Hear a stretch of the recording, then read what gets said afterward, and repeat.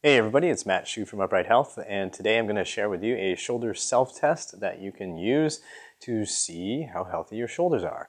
It's super simple, doesn't require a lot of technology, doesn't require a protractor, a compass, a ruler, a goniometer, anything like that. All you need is either a mirror, a cell phone camera, or a friend to help get a side view of your shoulder range of motion.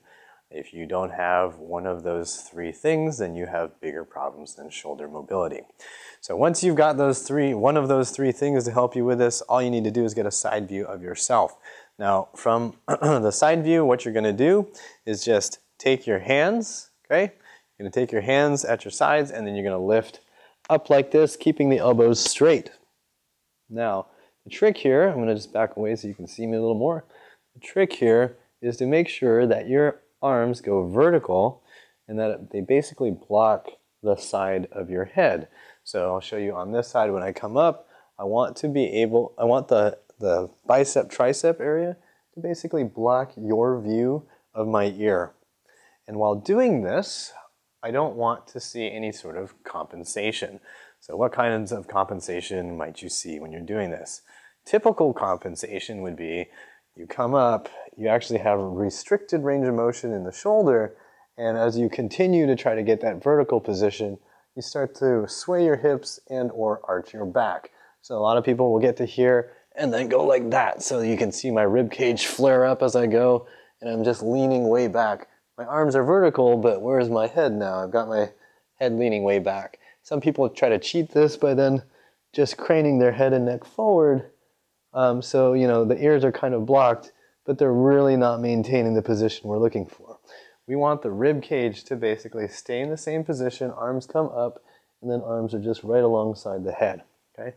So this is a test of shoulder flexion. Shoulder flexion is this motion, and we're just going all the way to the end of its range of motion. Now, if you run into problems with this, you want to definitely address this because it means that muscles that control the shoulder, that extend the shoulder back that way, are not allowing full range of motion.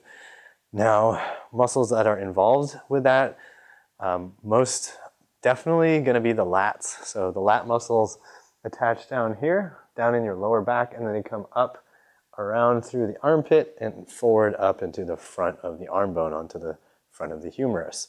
You want to definitely work on lat stretches for that. We've got a video that we'll share right here that you can watch that deals with lat stretches.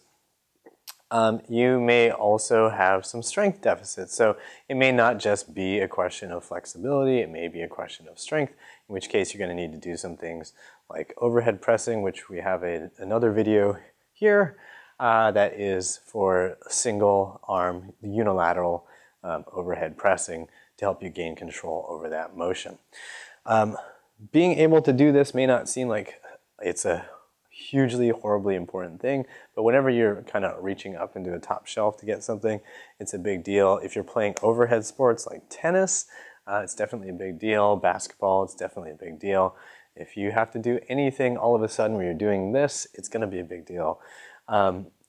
Does it affect you in day-to-day life when you're driving your car? No, but it can definitely affect you in other activities that are unplanned.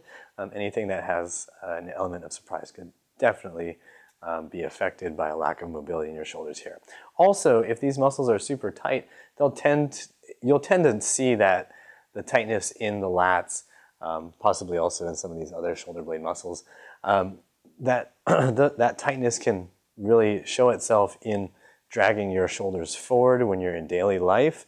So starting to open that up by doing more lat stretches and even tricep stretches can be really helpful for getting your shoulders into a better position just for walking around and feeling comfortable with your shoulders. So that's the simple shoulder self-test. Give that a shot, see how you do. Make sure you watch out for any compensation in the lower back or any kind of like rib flaring and messing around with your head and neck. Make sure everything stays stable and secure as you go up. If you can't do it, then you start working on the mobility issues that you've got there. If you need more help with your shoulders, you can definitely check out the Shoulder Fix. We got a whole program in there geared towards helping you move your shoulders better, and that's at theshoulderfix.com. I hope this video helped you out, and I hope you remember that pain sucks, life shouldn't. If you liked the video, don't forget to like, share, and comment, and don't forget to subscribe.